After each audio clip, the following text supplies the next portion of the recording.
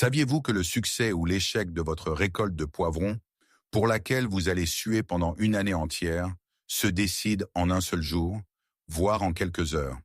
La plupart des agriculteurs débutants croient fermement que s'ils achètent de grands semis d'apparence saine sur le marché et y versent des nutriments coûteux et des engrais chimiques, les poivrons pousseront bien d'eux-mêmes. Mais c'est une idée complètement fausse. Si vous faites cette erreur fatale que 99% des gens commettent sans le savoir le tout premier jour où vous plantez vos semis, tout votre argent investi et une année de travail acharné se transformeront instantanément en un gaspillage total. Aujourd'hui, je vais vous révéler les méthodes secrètes cachées, jamais vues auparavant, que seuls quelques maîtres qui ont secrètement fait fortune en cultivant des poivrons dans le quartier pendant des décennies connaissent. Si vous apprenez ce secret simple qui passe par les principes de la nature et non par des médicaments coûteux ou des techniques agricoles modernes, votre champ de poivrons sera au moins 3 fois plus luxuriant que celui de votre voisin. Êtes-vous prêt à bouleverser complètement votre bon sens?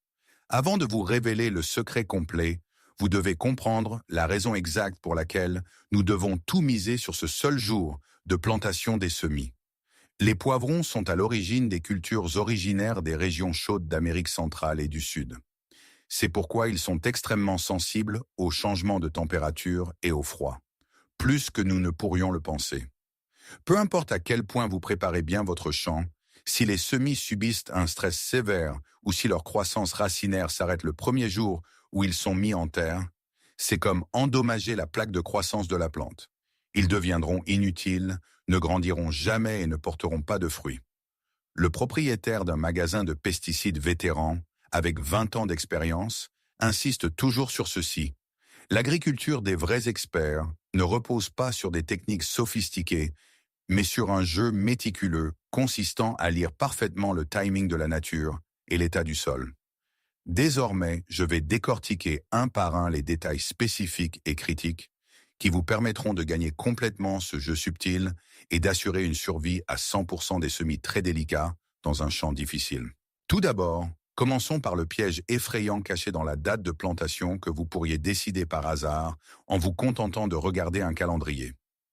La première erreur fatale que nous devons aborder est le moment de la plantation, lorsque de luxuriants semis de poivrons commencent à apparaître sur les marchés et dans les pépinières. La plupart des gens s'impatientent. Tout le monde plante maintenant, donc je dois planter rapidement aussi. Si je plante tôt, je récolterai plus de poivrons plus vite que les autres, n'est-ce pas? Pensent-ils, se précipitant vers leur champ. Mais c'est le raccourci le plus parfait et le plus insensé pour ruiner la récolte de toute une année dès le départ. Le vrai secret des anciens agriculteurs qui suivaient l'ordre de la nature et des maîtres de l'autosuffisance est qu'ils ne regardaient pas les dates du calendrier. Ils ne faisaient confiance qu'à la température du sol. La température du sol que les semis de poivrons aiment le plus est supérieure à 15 degrés Celsius, des 59 degrés Fahrenheit. Si vous touchez le sol de votre champ à main nue et qu'il vous semble frais ou froid, cette terre n'est pas différente d'une feuille de glace en plein hiver pour des semis délicats qui ont poussé sous toutes sortes de protections dans une serre chaude. Les semis plantés à la hâte dans un sol aussi froid non seulement ne parviendront pas à s'enraciner, mais arrêteront complètement de pousser pour assurer leur survie. Leurs feuilles prendront une couleur pourpre terne et frissonneront, subissant ce qu'on appelle un dommage dû au froid. Une fois qu'un semis subit un dommage dû au froid et que sa plaque de croissance est altérée, il faut beaucoup de temps, plus d'un mois, pour qu'il retrouve son état d'origine, quelle que soit la chaleur qu'il fera plus tard. Il est bien préférable d'attendre patiemment 10 jours, voire 2 semaines de plus que les autres, jusqu'à ce que le sol soit suffisamment réchauffé. Lorsque vous comparez les rendements des récoltes d'automne, planter plus tard permettra de récolter beaucoup plus tôt et en plus grande quantité. Ceux qui ignorent le rythme de la nature et se précipitent finissent par tout perdre. Mais il est trop tôt pour se détendre, même si vous avez choisi la date de plantation parfaite. Un désastre vraiment terrible commence tranquillement sous terre, invisible, au moment même où vous préparez votre champ pour la plantation. L'erreur fatale que la plupart des gens modernes commettent dans le processus de préparation du champ, c'est-à-dire l'établissement des bases du sol, est de négliger les dommages causés par les gaz. Les agriculteurs débutants impatients épandent généreusement du fumier incomplètement composté et des engrais chimiques coûteux sur le champ le jour même où ils vont planter. Puis ils le couvrent immédiatement d'un paillis plastique et y plantent les semis. En surface, cela pourrait ressembler à un foyer parfait et riche en nutriments. Mais en réalité, cela crée une chambre à gaz mortelle, sans issue pour les plantes. Lorsque du fumier incomplètement décomposé, qui n'a pas entièrement été assimilé, commence à se décomposer dans le sol, il libère une énorme chaleur ainsi qu'un fort gaz ammoniacal. Si le sol était laissé ouvert pour respirer naturellement, comme dans les méthodes passées, ce gaz se dissiperait dans l'air. Cependant, le gaz piégé sous un paillis plastique hermétique finira par brûler les racines délicates des semis. Le phénomène étonnant des feuilles de poivron qui blanchissent, sèchent et tombent quelques jours après la plantation est dû à cette terreur gazeuse invisible. Les agriculteurs qui pratiquaient l'autosuffisance et coexistaient avec la nature pendant longtemps n'ont jamais préparé leurs champs et planté leurs cultures le même jour. Ils ajoutaient de l'engrais et labouraient le sol au moins 2 semaines, voire un mois, à l'avance, donnant au sol suffisamment de temps pour expulser les gaz et se purifier. Ils utilisaient le mécanisme naturel de respiration du sol, 100% gratuitement. Peu importe la quantité de nutriments racinaires coûteux que vous versez, si vous ignorez cette méthode d'attente à l'ancienne, votre argent s'évaporera simplement dans le sol. Mais il y a un fait encore plus choquant ici que beaucoup de gens ne réalisent pas. Même si vous avez préparé un sol sûr avec tous les gaz éliminés, plus de 90% des gens tombent dans un autre piège fatal, dans la manière dont ils mettent réellement les semis en terre. Avez-vous déjà creusé un trou très profond, enterré le semis profondément pour qu'il ne vacille pas au vent, puis tasser fermement la terre? Si oui, vous étouffez lentement la plante de vos propres mains. La vraie tragédie commence lorsque vous mettez réellement la plante en terre.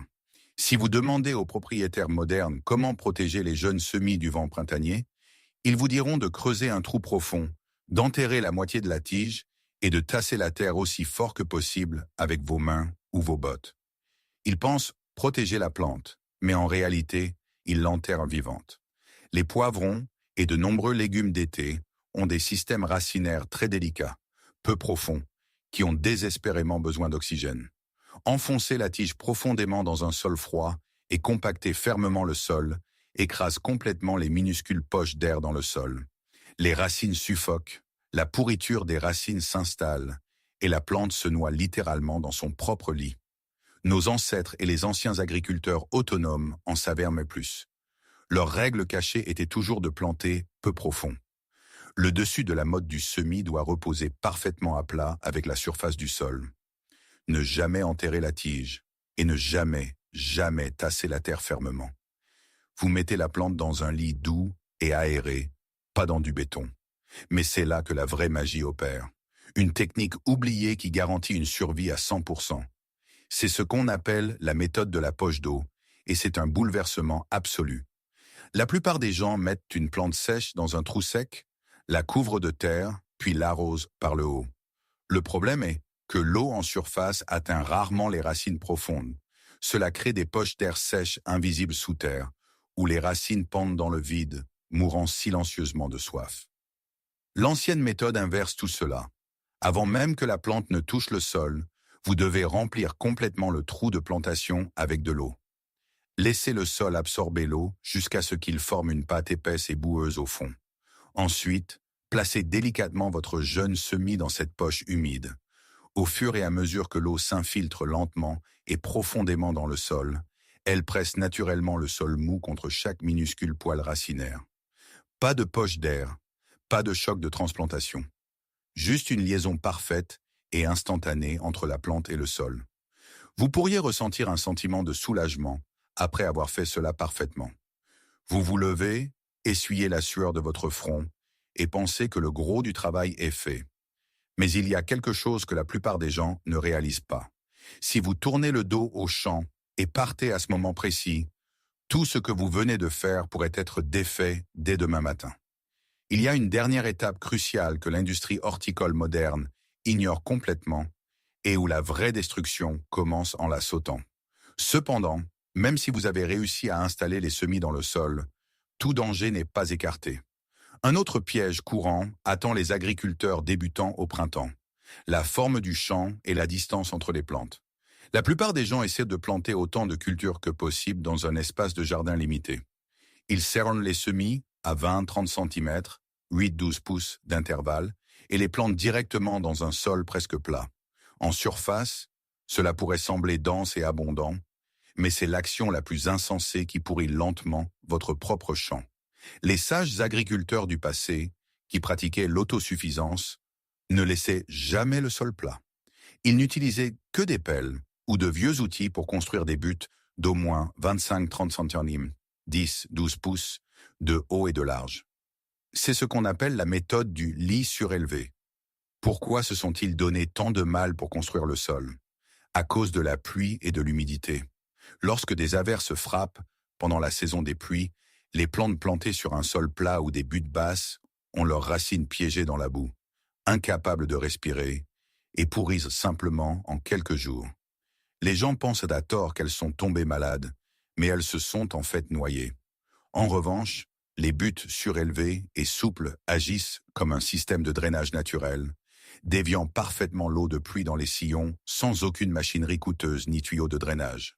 C'est la sagesse des anciennes méthodes, sauvant la vie des plantes sans dépenser un centime. Et cela ne s'arrête pas là. L'astuce commerciale la plus critique est cachée dans l'espacement, ou l'espace entre les plantes. Si vous plantez des cultures avec un espacement étroit, les feuilles s'entrelacent, bloquant complètement la circulation de l'air. L'intérieur du champ, devenant chaud et humide en raison du manque de ventilation, devient un paradis parfait pour une prolifération explosive de champignons et de parasites terrifiants. L'industrie agricole moderne exploite ce point précis, encourageant une plantation étroite et vous obligeant ensuite constamment à acheter et à pulvériser des pesticides et fongicides chimiques coûteux.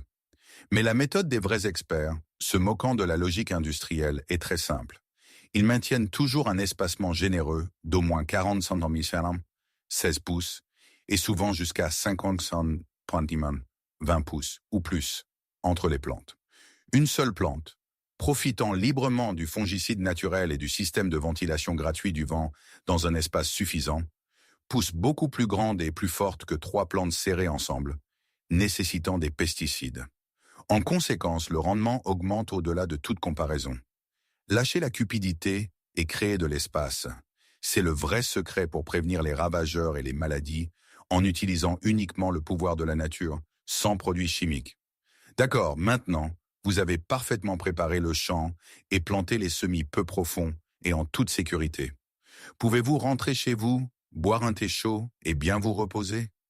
Si vous quittez le champ à ce stade, toute la sueur et les efforts que vous avez fournis aujourd'hui seront anéantis par une seule rafale de vent cette nuit. Si vous pensez pouvoir attendre la semaine prochaine, ou même demain matin, pour soutenir vos semis fraîchement plantés, vous foncez droit dans l'un des pièges les plus destructeurs de l'horticulture moderne.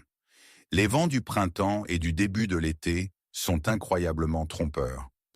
Vous ne les percevez peut-être pas comme une grande menace, mais pour un semis fraîchement transplanté, une rafale soudaine est comme un violent tremblement de terre. Si vous laissez ces jeunes plantes sans soutien pendant une seule nuit, le vent, tel une main invisible, fouettera sans relâche leurs tiges délicates d'avant en arrière. Même si tout semble aller bien en surface, un désastre silencieux se déroule sous terre. Ces minuscules poils racinaires fragiles, si soigneusement liés au sol grâce à la méthode de la poche d'eau, sont violemment déchirés à chaque rafale. Votre plante perdra complètement sa capacité à boire de l'eau et à absorber les nutriments. Et le pire, la plante ne mourra pas immédiatement. Elle restera là, faible, rabougrie et gravement stressée. Et dans la nature, une plante stressée est comme un coup de cloche annonçant le dîner pour les ravageurs et les maladies. Bientôt, vous vous retrouverez à courir au magasin, à acheter des pesticides chimiques, coûteux, et des engrais synthétiques, essayant désespérément de sauver un jardin dont le destin a été scellé dès cette toute première nuit. Vous deviendrez entièrement dépendant d'un système industriel moderne, coûteux, gaspillant de l'argent pour maintenir vos plantes en difficulté sous assistance respiratoire. Si vous ignorez cette étape cruciale, la nature ne vous pardonnera pas et l'approvisionnement alimentaire de toute votre année sera discrètement compromis avant même qu'il ne commence à pousser. La solution pour prévenir ce désastre est incroyablement simple, entièrement gratuite et doit être réalisée immédiatement. Il n'est pas nécessaire de se précipiter au grand magasin pour acheter des cages métalliques coûteuses ou des cadres en plastique élaborés. Voici le secret caché des anciens agriculteurs autonomes. Vous devez installer votre système de soutien le jour même où vous plantez vos plantes en terre. N'attendez pas une seule nuit. Voici comment créer un système de défense naturel et peu coûteux directement dans votre jardin. Premièrement, trouvez des tuteurs en bambou naturel, des branches sèches robustes ou des chutes de bois autour de votre maison, d'environ 1,5 m, 5 pieds de long. Dès que vous plantez votre semis en terre, enfoncez ce support profondément dans la terre, à environ 500 cm de pouce de la tige. Pourquoi le faire aujourd'hui? Parce que si vous attendez que la plante devienne plus grande, enfoncer ce support épais déchirera violemment le système racinaire souterrain, caché, déjà étalé, tuant accidentellement votre plante. Deuxièmement, utilisez le secret de l'ancien nœud en 8. L'erreur la plus courante que commettent les jardiniers modernes est de lier étroitement la jeune tige à un support métallique avec des serre-câbles en plastique ou du fil. Agir ainsi, c'est comme étrangler la plante, coupant complètement le flux de sève vitale à mesure que la tige s'épaissit naturellement. Utilisez plutôt de la ficelle naturelle, de la corde de sisal ou même des bandes de tissu déchirées d'une vieille chemise en coton. Créez une boucle avec votre ficelle en forme de 8. Faites une boucle lâche qui berce délicatement la jeune tige et attachez l'autre boucle fermement à votre tuteur en bois. L'espace au milieu du nœud en 8 crée un merveilleux système de suspension flexible. Cela permet à la plante de se balancer doucement dans le vent, entraînant et renforçant sa tige principale, tout en limitant strictement les mouvements afin que les racines ne soient pas arrachées du sol. Ce système de défense rustique et peu coûteux est un bouclier parfait. Il donne à la jeune plante une stabilité absolue afin qu'elle puisse concentrer 100% de son énergie à envoyer ses racines profondément dans le sol au lieu de lutter pour sa vie contre la tempête. Alors, avant de vous précipiter au centre de jardinage pour dépenser des centaines de dollars en engrais ou systèmes antiparasitaires les plus récents, prenez du recul. La vraie autosuffisance ne consiste pas à acheter les solutions modernes, les plus coûteuses. Il s'agit de comprendre et de travailler avec les anciennes règles silencieuses de la nature, tout comme le faisaient les agriculteurs autonomes du passé. Bien sûr, avant d'appliquer ces méthodes, n'oubliez jamais de vérifier votre zone climatique locale, les conditions spécifiques du sol et les besoins uniques des variétés de plantes que vous cultivez. La nature fonctionne différemment selon l'endroit où vous vivez. Et privilégiez toujours votre propre sécurité lorsque vous manipulez des supports en bois lourd, des outils de creusement profond ou lorsque vous travaillez par temps printanier imprévisible. Si ces anciennes méthodes cachées ont contribué à vous ouvrir les yeux aujourd'hui et à vous faire repenser votre jardin, veuillez appuyer sur le bouton « J'aime » et envisagez de vous abonner à la chaîne pour plus de secrets cachés sur les systèmes domestiques à faible coût et la véritable autosuffisance. J'aimerais vraiment entendre vos histoires. Quelle a été votre erreur la plus coûteuse le jour de la plantation? Ou votre famille a-t-elle des secrets de jardinage à l'ancienne, oubliés, transmis de génération en génération? Veuillez laisser un commentaire ci-dessous. Partageons nos expériences pratiques et construisons une communauté de connaissances qui mérite vraiment d'être préservée. En fin de compte, construire une vie véritablement autosuffisante ne dépend pas de l'argent que vous dépensez en équipements modernes, en engrais chimiques ou en systèmes agricoles complexes. Il s'agit de ralentir, de se syntoniser sur les signaux silencieux de la nature et d'appliquer ces méthodes simples et cachées que l'industrie moderne a longtemps oubliées. En attendant la bonne température du sol, en utilisant le secret de la poche d'eau, en donnant de l'espace à vos plantes pour respirer et en les fixant immédiatement avec des nœuds en 8 flexibles, vous construisez une base résiliente. Vous vous libérez du cycle coûteux de la dépendance sans fin aux produits achetés en magasin et prenez un contrôle réel et pratique sur votre propre approvisionnement alimentaire. Gardez ces secrets à l'ancienne vivant dans votre jardin. Arrêtez les gaspillages inutiles, faites confiance au système éprouvé par le passé et continuez à construire votre indépendance, étape par étape. Si vous avez trouvé de la valeur dans cette connaissance cachée aujourd'hui, abonnez-vous à la chaîne. Partagez cette vidéo avec un ami qui pourrait avoir des difficultés avec son jardinage et laissez un commentaire ci-dessous. Restons pratiques et je vous verrai dans la prochaine vidéo.